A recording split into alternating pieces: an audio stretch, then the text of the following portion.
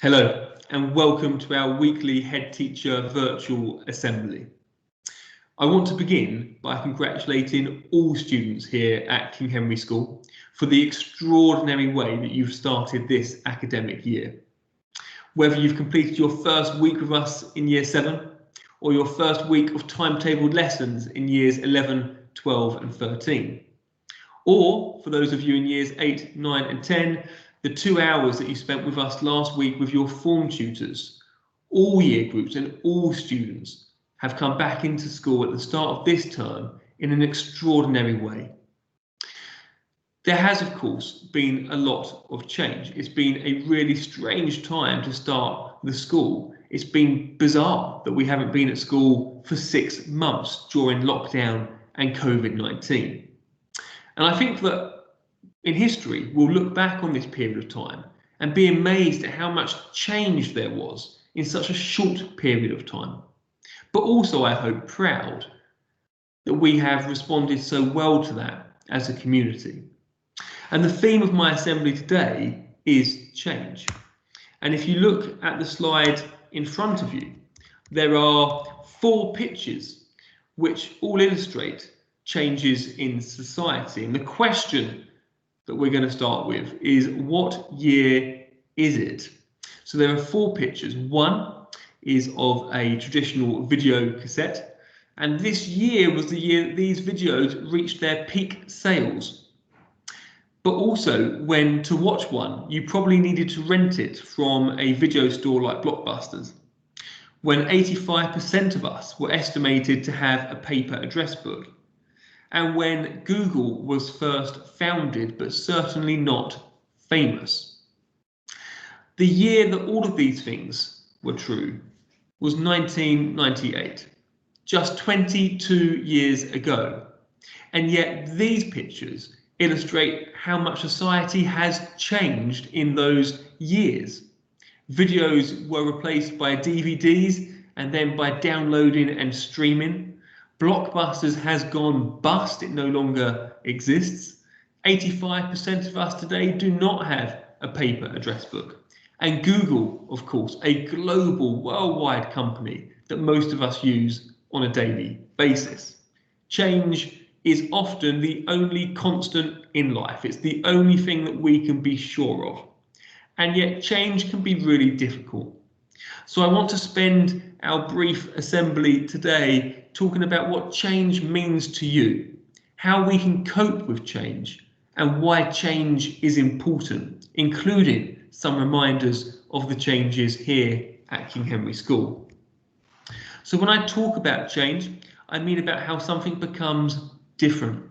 And changes can be unexpected and sudden and disruptions to our day-to-day lives. Other ones we know about and we can prepare for. But change can often be all around us.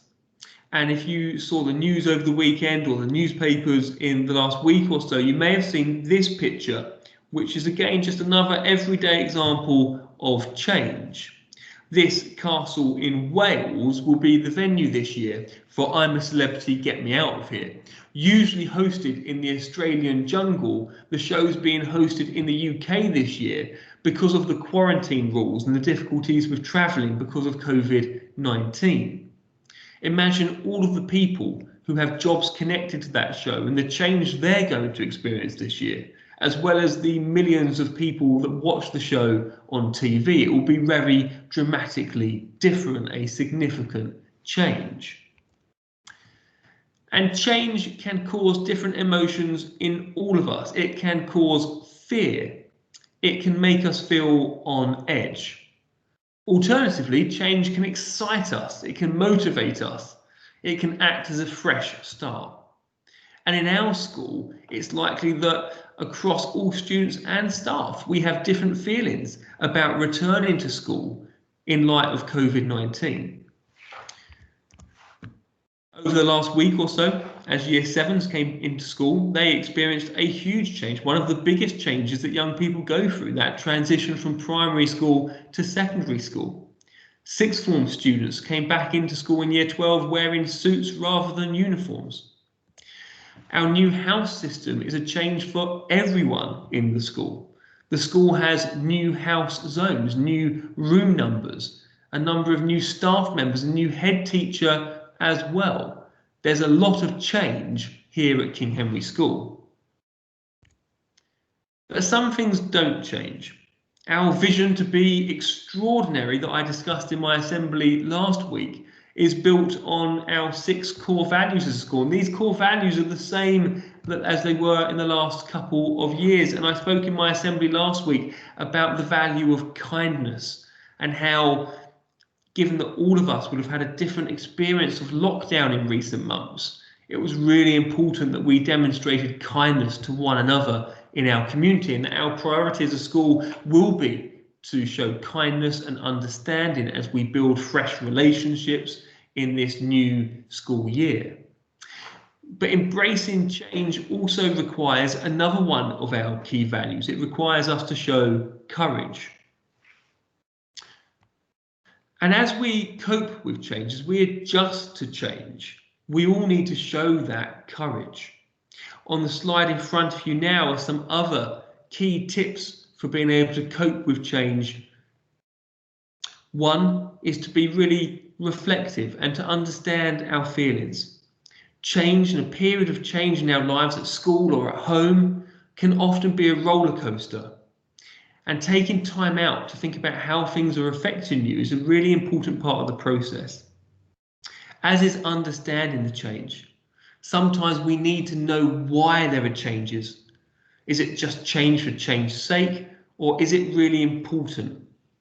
How we can let go of how things used to be. Sometimes it can be easy to wish that things were always the same as they were in the past, but the world, as we've seen, is a changing place and we can't control it. To take care of ourselves during periods of change, to set new goals and to celebrate our successes.